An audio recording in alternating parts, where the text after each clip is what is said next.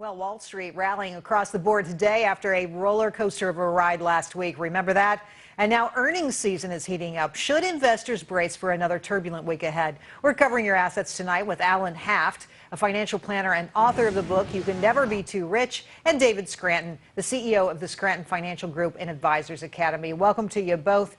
Alan, I'll start with you. You know, we talk about volatility, but we've got 20 companies reporting, 20 big companies reporting this week. We just had Apple report. Which of those are going to move the market the most in your view? You know, I mean, Apple just reported and they crushed it, Gerri. I think, you know, you have Amazon coming up, Ford, a couple of, Procter & Gamble on Friday. I think generally speaking, most companies are reporting solid earnings, and I don't expect any big surprises out there. So we got Boeing, AT&T, Microsoft, Amazon, Ford, UPS, P&G, big companies reporting. David, to you, what are you expecting out of this? Because consensus third quarter earnings growth is up 6.9% from a year ago. That's the expectation from Wall Street and analysts. Do you agree? Well, we'll find out by Friday. But if it's true, and this is a good quarterly earnings season, then it could very well be that the markets calm down a bit and we don't get a repeat of what we saw last week. If we get some surprises on the downside, then we can see a lot more of last week all over again and possibly even exacerbated. So, Alan, one of my big concerns, because last week we were talking about global slowdown. That was the headlines. That was what was sending stocks into disarray, Ebola as well. But what is going to be the nexus of concern now for the markets? What are they going to be worried about, the traders?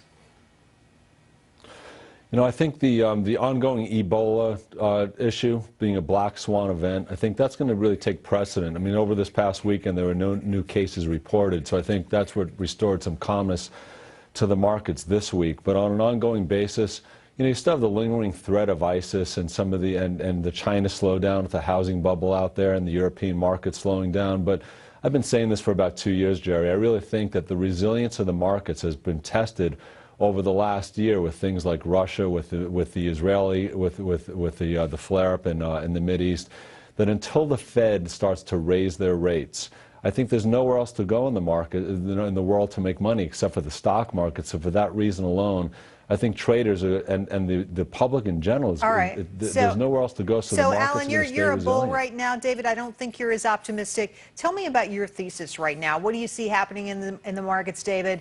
And what is the underlying sentiment that's going to push? Well, you've seen the volatility increase since September.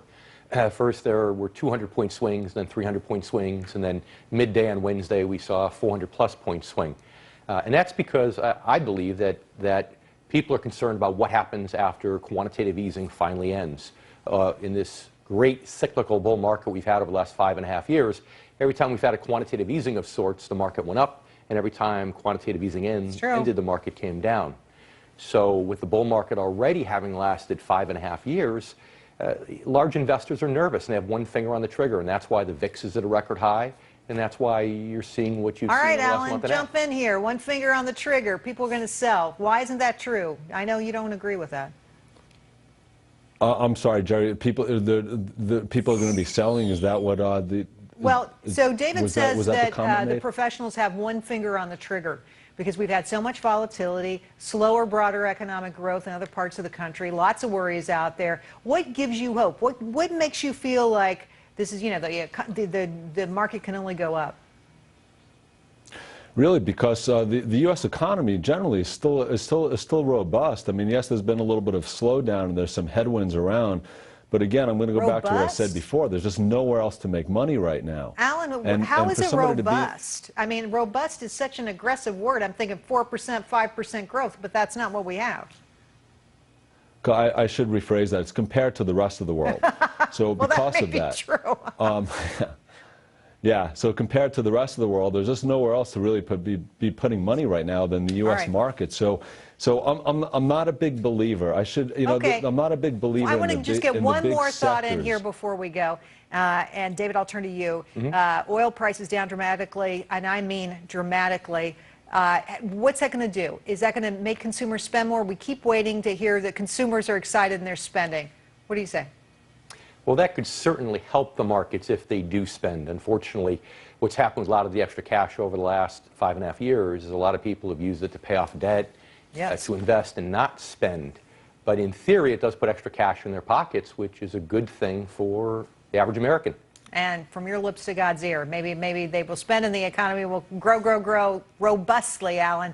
Alan and David, thanks for coming on tonight. Great to see you. Thanks for having me. Thank you.